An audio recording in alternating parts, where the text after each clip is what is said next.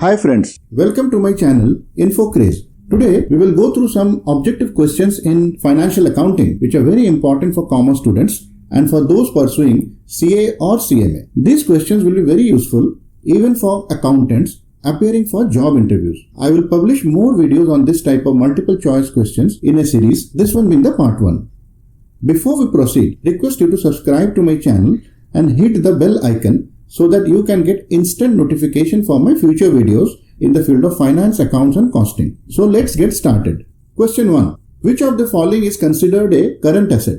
Land, equipment, goodwill, accounts receivable. So accounts receivable is the answer. Accounts receivable represents the money that a business expects to receive from its customers or clients for the goods or services delivered, but not yet paid for by them. This is considered a current asset as it is expected to be converted into cash or used up within 1 year or one operating cycle. Rest of the choices, land, equipment and goodwill, are non-current assets as they are long-term assets and not easily converted to cash or used up within a year. Next question.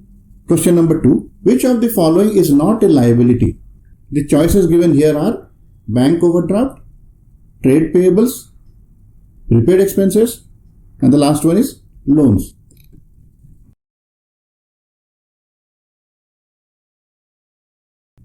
The answer is prepaid expenses. Prepaid expenses represent payments made in advance for goods or services that will be received in future. Examples include prepaid rent, insurance or subscriptions. As these expenses have been paid in advance, the company has a future economic benefit, that is, the right to receive goods or services. Therefore, until the benefit is actually received, prepaid expenses are recorded as a current asset. Question 3. Depreciation is an example of current liability, non-current asset, operating expense, revenue. The answer is operating expense. Depreciation does not involve any actual cash outflow during the period in which it is recorded. Instead, it is an accounting method to spread the cost of a tangible fixed asset over its useful life. Since the assets being depreciated are part of normal business operations, depreciation is considered an operating expense. Thus, it's a non-cash operating expense. Question 4. Which of the following transactions will result in an increase in the current ratio? The choices given here are purchasing inventory on credit, paying off a short-term loan with cash, selling a non-current asset for cash, declaring dividends to be paid in the next financial year. The assumption given over here is there is no change in other factors.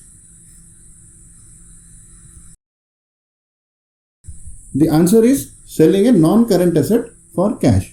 Let's understand why it is so.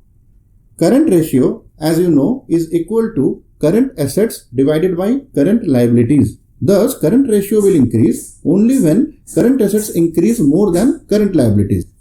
When a non-current asset like equipment or property is sold for cash, the cash balance increases. As cash is a current asset, there is an increase in current asset with no immediate impact on the current liabilities. Thus, current ratio will increase, assuming no change in other factors. Question 5. Which of the following is an example of a direct expense? The choices given over here are rent for the factory, office salaries, marketing expenses, sales commission.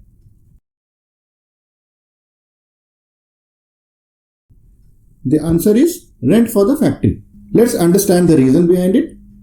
A direct expense is a cost that can be directly attributed to a specific product, service or department. These expenses are incurred as a direct result of producing goods or providing services and can be traced easily to a particular cost object. Rent for the factory is considered a direct expense because it is directly associated with the production activities of the business. Since the factory rent is directly related to the production process, it is allocated to the cost of goods sold or manufacturing costs, which are directly linked to the production activities of the company. With this, we come to the end of this video. If you find this video useful, please like the same and share it with your friends.